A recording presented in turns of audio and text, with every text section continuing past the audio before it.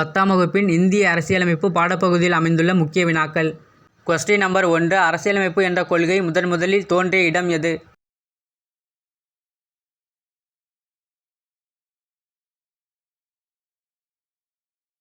சரியான விடை option D, அமெரிக்க ஐக்கிய நாடுகள். அமெரிக்க ஐக்கிய நாடுகளில் அரசியலமைப்பு என்ற கொள்கை முதலில் தோன்றியது. Question number 2. இந்திய அரசியல் நிர்ணய சபை உருவாக்கப்பட்ட ஆண்டு.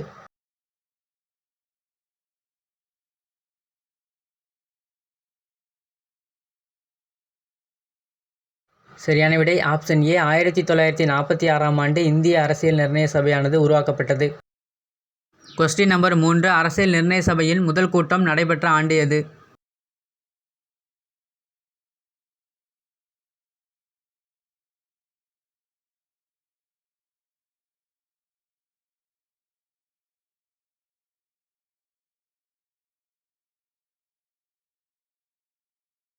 சரியான விடை ஆப்ஷன் சி, 1946ஆம் ஆண்டு டிசம்பர் 9ஆம் நாள் அரசியல் நிர்ணய சபையின் முதல் கூட்டம் நடைபெற்றது.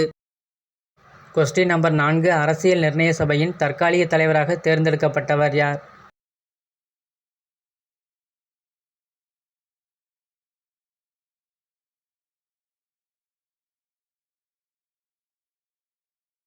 சரியான விடை ஆப்ஷன் டி, டாக்டர் சச்சிதானந்த சின்ஹா அரசியல் நிர்ணய சபையின் தற்காலிக தலைவராக தேர்ந்தெடுக்கப்பட்டார்.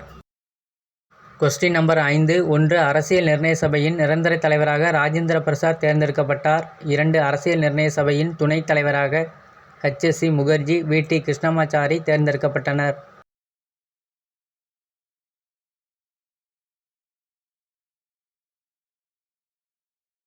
சரியான விடை ஆப்ஷன் பி, 1ம் 2ம் சரி.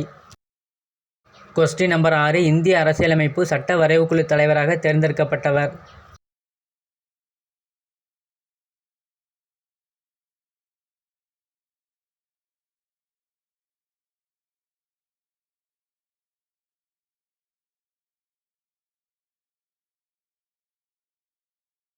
சரியான விடை ஆப்ஷன் சி, BR அம்பேத்கர் சட்ட வரைவுக்குழு தலைவராக தேர்ந்தெடுக்கப்பட்டார். Question number 7. தவறான ஒன்றை தேர்ந்தெடு. ஆப்ஷன் ஏ, இந்திய அரசியலமைப்பு முகவுரை 25 பாகங்கள், 448 சரத்துகள், 10 அட்டவணைகள் கொண்டு உருவாக்கப்பட்டது. ஆப்ஷன் பி, இந்திய அரசியலமைப்பு 1949 நவம்பர் 26ஆம் நாள் ஏற்றுக்கொள்ளப்பட்டது. ஆப்ஷன் சி, இந்திய அரசியலமைப்பு 1950 ஜனவரி 26ஆம் நாள் இந்திய அரசியலமைப்பு சட்டம் நடைமுறைக்கு வந்தது. ஆப்ஷன் டி, அரசியலமைப்பு நடைமுறைக்கு வந்த 1950 ஜனவரி 26ஆம் நாளை நாம் ஒவ்வொரு ஆண்டும் குடியரசு தினமாக கொண்டாடி வருகிறோம். தவறான ஒன்று ஆப்ஷன் ஏ. சரியான விளக்கம் இந்திய அரசியலமைப்பு முகவுரை 22 பாகங்கள், 395 சரத்துகள், 8 அட்டவணைகள் கொண்டு உருவாக்கப்பட்டது. Question number 8. 1. இந்திய அரசியலமைப்பு சட்டம் பிரேம் பிகாரி நரேன் ரைஜடா என்பவரால் அவர் கைப்பட எழுதப்பட்டது. 2. இந்திய அரசியலமைப்பு சட்டம் இங்கிலாந்து பாணியில் எழுதப்பட்டது.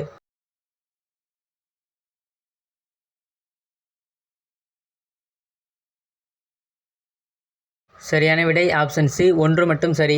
2ற்கான சரியான விளக்கம் இந்திய அரசியலமைப்பு சட்டம் இத்தாலி பாணியில் எழுதப்பட்டது. Question number 9. அரசியலமைப்பு சட்டக்கூறுகள் பற்றிய தவறான ஒன்றை தேர்ந்தெடு. ஆப்ஷன் ஏ, உலகில் உள்ள எழுதப்பட்ட அனைத்து அரசியலமைப்பு சட்டங்களை விடவும் இந்திய அரசியலமைப்பு சட்டமானது மிகவும் நீளமானது. ஆப்ஷன் பி, இதன் பெரும்பாலான கருத்துகள் பல்வேறு நாடுகளின் அரசியலமைப்புகளிலிருந்து பெறப்பட்டவையாகும்.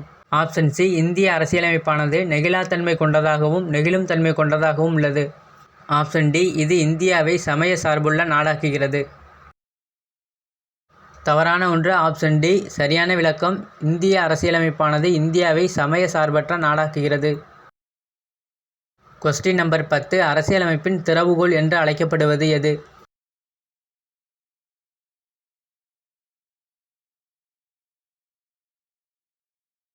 சரியான விடை ஆப்ஷன் சி, முகவுரை அரசியலமைப்பின் திறவுகோல் என்று அழைக்கப்படுகிறது. Question number 11. எந்த ஆண்டு ஜவஹர்லால் நேருவின் குறிக்கோள் தீர்மானத்தின் அடிப்படையில் இந்திய அரசியலமைப்பின் முகவுரை அமைந்துள்ளது?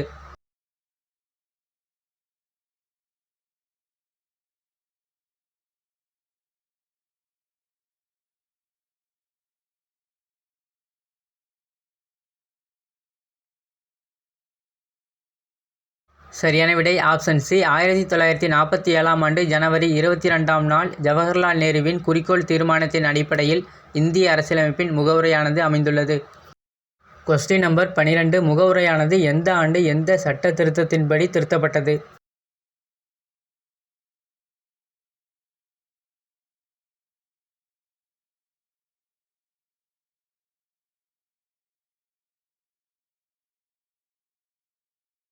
சரியான விடை ஆப்ஷன் ஏ. 1976ஆம் ஆண்டு 42வது சட்ட திருத்தத்தின்படி முகவுரையானது திருத்தம் செய்யப்பட்டது.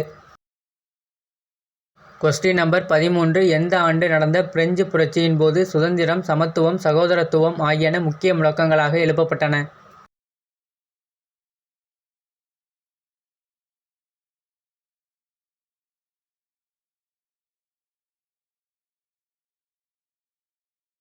சரியான விடை ஆப்ஷன் ஏ. 1789ஆம் ஆண்டு பிரெஞ்சு புரட்சியின் போது சுதந்திரம், சமத்துவம், சகோதரத்துவம் ஆகியன முக்கிய முழக்கங்களாக எழுப்பப்பட்டன. கொஸ்டின் நம்பர் 14 1 சிட்டிசன் என்னும் சொல் ஸ்விஸ் என்னும் கிரேக்க சொல்லில் இருந்து பெறப்பட்டதாகும். 2 சிட்டிசன் என்பதன் பொருள் ஒரு நகர அரசில் வசிப்பவர் என்று பொருள்.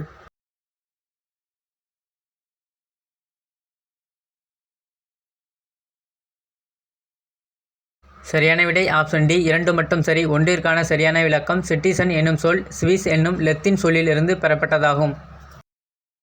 கொஸ்டின் நம்பர் 15 எந்த ஆண்டு குடியுரிமை சட்டம் இயற்றப்பட்டது?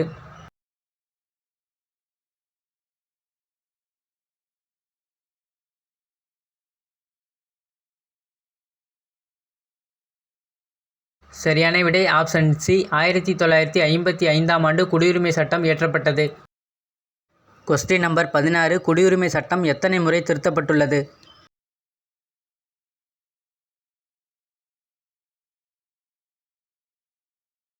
சரியான விடை ஆப்ஷன் டி. 9 முறை குடியுரிமை சட்டமானது திருத்தப்பட்டுள்ளது. கொஸ்டின் நம்பர் 17 1 ஒருவர் குடியுரிமை சட்டம் எத்தனை வழிகளில் பெறலாம்? 2 ஒருவர் குடியுரிமையை எத்தனை வழிகளில் இழப்பார்?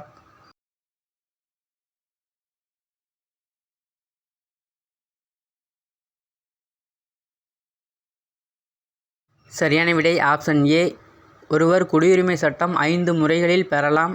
ஒருவர் குடியுரிமை சட்டத்தை 3 வழிகளில் இழப்பார். கொஸ்டின் நம்பர் 18 அரசியலமைப்பில் அரசு நெறிமுறைப்படுத்தும் கோட்பாடுகள் பற்றி எந்த பகுதி கூறுகிறது?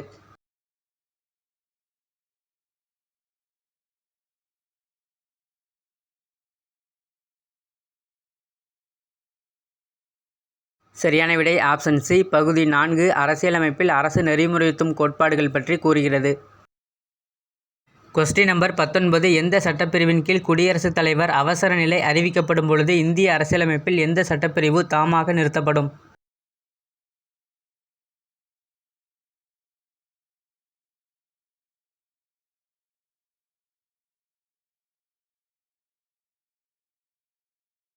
சரியான விடை ஆப்ஷன் ஏ. பிரிவு 352 தேசிய அவசர நிலை பிறப்பிக்கப்படும் பொழுது பிரிவு 19 சுதந்திர உரிமை தாமாக நிறுத்தப்படும்.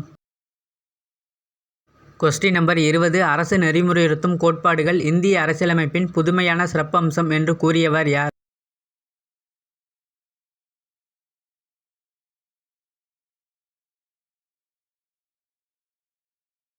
சரியான விடை ஆப்ஷன் டி. பி.ஆர். அம்பேத்கர். அரசு நெறிமுறைப்படுத்தும் கோட்பாடுகள் இந்திய அரசியலமைப்பின் புதுமையான சிறப்பம்சம் என்று பி.ஆர். அம்பேத்கர் குறிப்பிடுகிறார். கொஸ்டின் நம்பர் 21 அரசு நெறிமுறைப்படுத்தும் கோட்பாடுகள் பற்றி தவறான ஒன்றை தேர்ந்தெடு. Option A. இந்திய அரசியலமைப்பில் அரசு நெறிமுறைப்படுத்தும் கோட்பாடுகள் பற்றி பகுதி 4 சட்டப்பிரிவு 36 51 வரை தரப்பட்டுள்ளது. Option B. அரசு நெறிமுறைப்படுத்தும் கோட்பாடுகள் அமெரிக்க ஐக்கிய நாடுகளில் அரசியலமைப்பிலிருந்து பெறப்பட்டவையாகும். Option C. அரசு நெறிமுறைப்படுத்தும் கோட்பாடுகள் அரசுக்கு வெறும் அறிவுறுத்தல்களே ஆகும். Option D. அரசு நெறிமுறைப்படுத்தும் கோட்பாடுகள் பற்றி எந்த நீதிமன்றத்தாலும் கட்டாயப்படுத்த முடியாது. தவறான ஒன்று ஆப்ஷன் பி. சரியான விளக்கம் அரசு நெறிமுறைப்படுத்தும் கோட்பாடுகள் அயர்லாந்து நாட்டின் அரசியலமைப்பிலிருந்து பெறப்பட்டவையாகும்.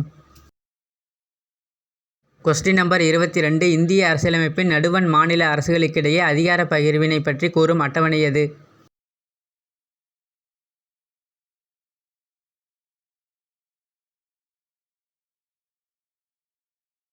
சரியான விடை ஆப்ஷன் சி. 7வது அட்டவணை அரசியலமைப்பின் நடுவண் மாநில அரசுகளுக்கிடையே அதிகார பகிர்வினை பற்றி கூறுகின்றது.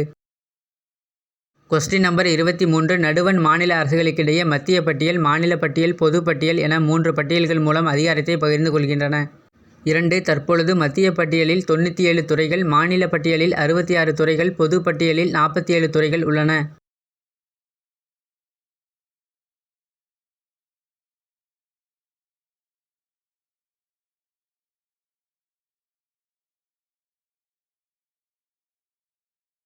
சரியான விடை ஆப்ஷன் சி 1 மட்டும் சரி. 2ற்கான சரியான விளக்கம் தற்பொழுது மத்திய பட்டியலில் 100 துறைகள், மாநில பட்டியலில் 61 துறைகள், பொது பட்டியலில் 52 துறைகள் உள்ளன. கொஸ்டின் நம்பர் 24 1 இந்திய அரசியலமைப்பில் பகுதி 12 மத்திய மாநில நிதி உறவுகள் பற்றி கூறுகிறது. 2 மத்திய மாநில நிதி உறவுகள் பற்றி சட்டப்பிரிவு 268 293 வரை உள்ள சட்டப்பிரிவுகள் விளக்குகிறது.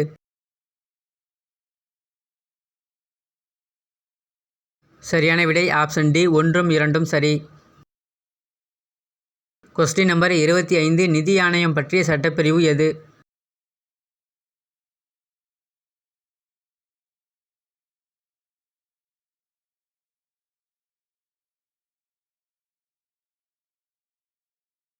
சரியான விடை ஆப்ஷன் சி சட்டப்பிரிவு 280 நிதி ஆணையம் பற்றி விளக்குகிறது.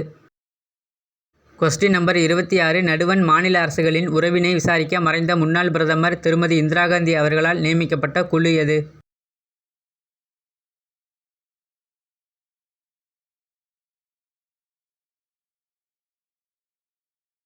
சரியான விடை ஆப்ஷன் பி சர்க்காரியா குழு. நடுவண் மாநில அரசுகளின் உறவினை பற்றி விசாரிக்க சர்க்காரியா குழுவினை இந்திரா காந்தி நியமித்தார். கொஸ்டின் நம்பர் 27 நடுவண் மாநில அரசுகளின் உறவுகள் குறித்து முழுவதும் ஆராய தமிழக அரசு எந்த ஆண்டு எந்த குழுவை நியமித்தது?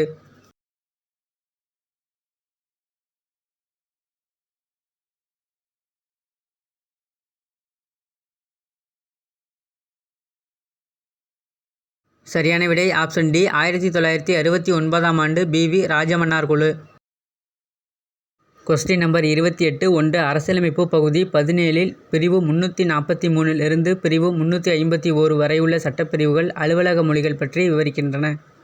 2 8வது அட்டவணையில் 15 மொழிகள் அங்கீகரிக்கப்பட்டிருந்தன. தற்பொழுது 22 மொழிகள் அங்கீகரிக்கப்பட்டுள்ளன.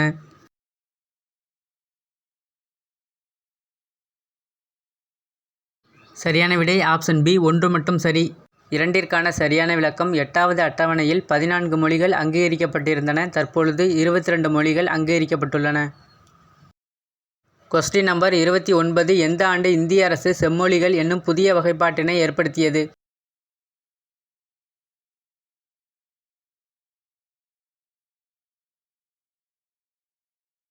சரியான விடை ஆப்ஷன் சி 2004ஆம் ஆண்டு. இந்திய அரசு 6 மொழிகளை செம்மொழிகளாக அறிவித்துள்ளது. அதில் தமிழ் 2004ஆம் ஆண்டு அறிவிக்கப்பட்டுள்ளது. சமஸ்கிருதம் 2005, தெலுங்கு 2008, கன்னடம் 2008, மலையாளம் 2013, ஒடியா 2014. கொஸ்டின் நம்பர் 30 தவறான ஒன்றை தேர்ந்தெடு.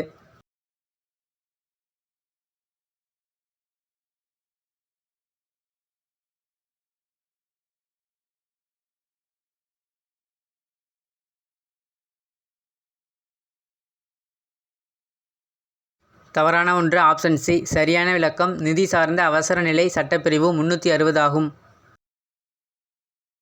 கொஸ்டின் நம்பர் 31 1962, 1971, 1975 ஆகிய ஆண்டுகளில் எந்த அவசர நிலை அறிவிக்கப்பட்டது?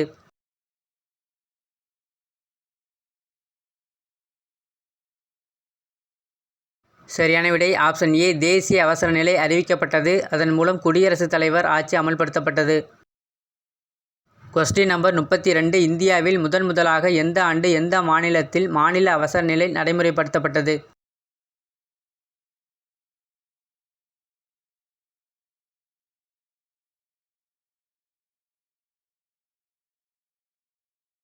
சரியான விடை ஆப்ஷன் சி 1951ஆம் ஆண்டு பஞ்சாப் மாநிலத்தில் இந்தியாவில் முதலாக மாநில அவசர நிலை நடைமுறைப்படுத்தப்பட்டது.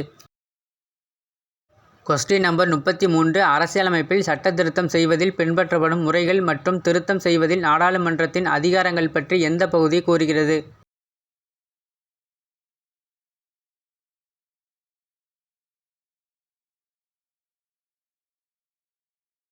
சரியான விடை ஆப்ஷன் டி பகுதி 20 ஆகும்.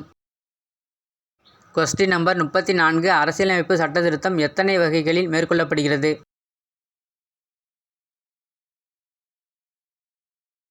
சரியான விடை ஆப்ஷன் சி. அரசியலமைப்பு சட்ட திருத்தம் 3 வழிகளில் மேற்கொள்ளப்படுகிறது.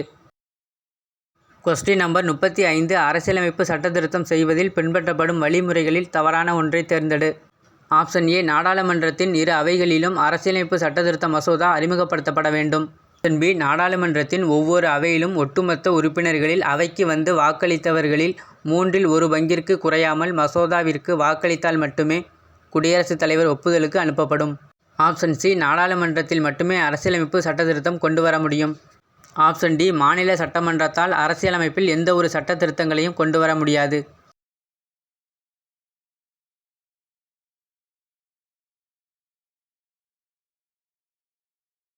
தவறான ஒன்று ஆப்ஷன் பி. சரியான விளக்கம் நாடாளுமன்றத்தின் ஒவ்வொரு அவையிலும் ஒட்டுமொத்த உறுப்பினர்களின் அவைக்கு வந்த உறுப்பினர்களில் 2/3 பங்கிற்கு குறையாமல் மசோதாவிற்கு வாக்களித்தால் மட்டுமே குடியரசுத் தலைவர் ஒப்புதலுக்கு அனுப்பப்படும்.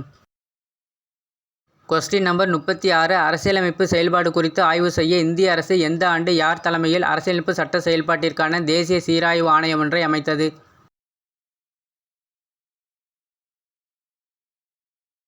சரியான விடை ஆப்ஷன் டி. 2000 ஆண்டு எம்.என். வெங்கடாசலையா தலைமையில் இந்திய அரசால் தேசிய சீராய்வு ஆணையம் ஒன்று அமைக்கப்பட்டது. கொஸ்டின் நம்பர் 37 அரசின் பல்வேறு நிலைகள் அவற்றிற்கிடையேயான தொடர்பு மற்றும் பங்களிப்புகள் குறித்து உச்ச நீதிமன்றத்தின் முன்னாள் நீதிபதி தலைமையில் அமைக்கப்பட்ட குழு எது?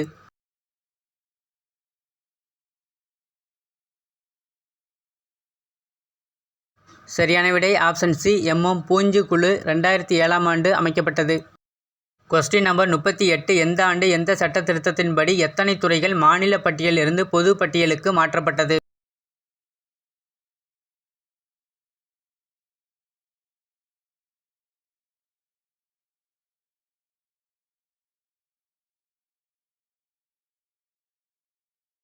சரியான விடை ஆப்ஷன் ஏ. 1976 ஆண்டு 42வது சட்ட திருத்தத்தின்படி 5 துறைகள் மாநில பட்டியலிருந்து பொது பட்டியலுக்கு மாற்றப்பட்டன.